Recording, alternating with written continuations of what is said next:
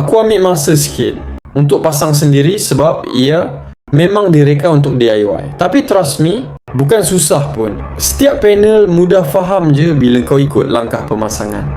Dalam masa kurang sejam, baki masa kau boleh plan susunan barang dapur ikut kreativiti kamu sendiri.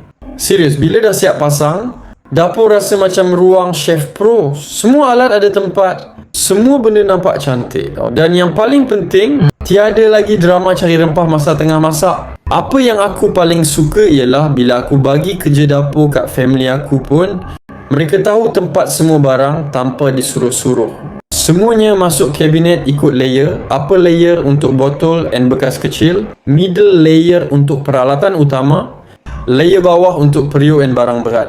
Ruang countertop betul-betul clear dan nampak white and sleek. Kalau dapur kamu jenis sempit atau banyak barang, kabinet ni betul-betul jadi penyelamat.